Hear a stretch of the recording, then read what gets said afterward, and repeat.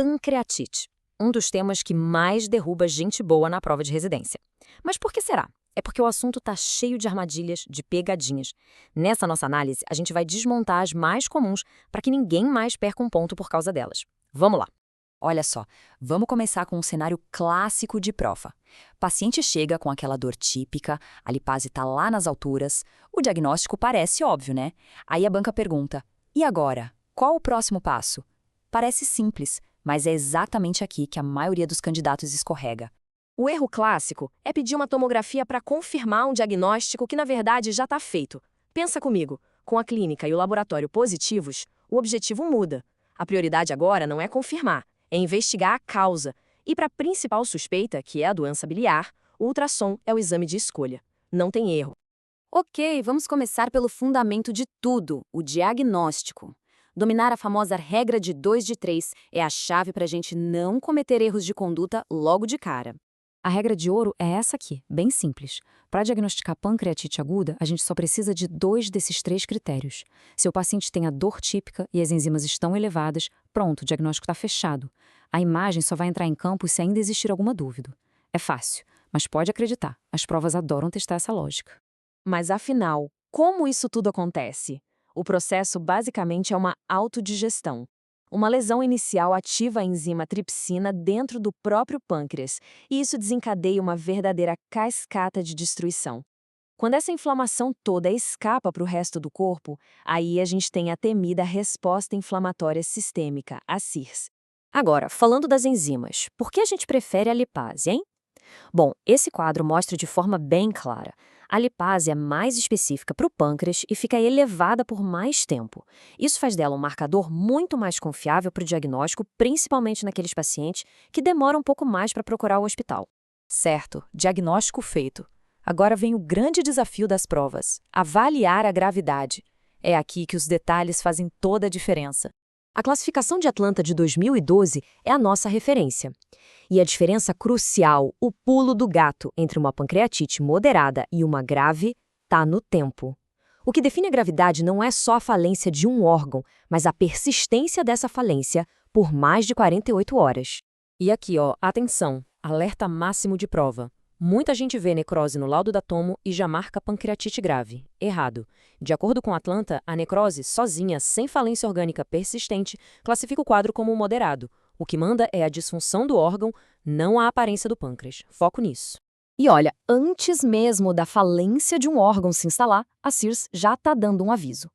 Esse gráfico mostra de forma brilhante o poder que a CIRS tem para prever o prognóstico.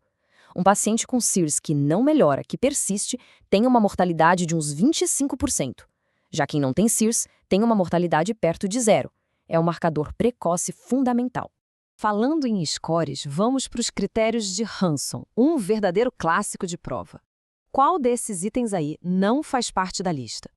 Essa pergunta testa um conceito que é super importante. A resposta certa é a amilase. E isso reforça um ponto vital. Enzima é para diagnóstico, não para prognóstico. O valor da amilase ou da lipase não diz se o paciente vai ficar bem ou mal. Hanson usa marcadores da resposta do corpo todo, como a glicose, os leucócitos, mas nunca o nível das enzimas pancreáticas. Agora, vamos para uma área que é clássica de confusão nas provas. Qual a diferença entre a pancreatite aguda e a crônica? Esse slide aqui resume a diferença essencial. Na aguda, a principal causa é biliar e o processo é uma inflamação que, teoricamente, pode ser revertida. Já na crônica, a causa principal é o álcool e o processo é de destruição progressiva e irreversível com muita fibrose. Resumindo, uma inflama, a outra destrói.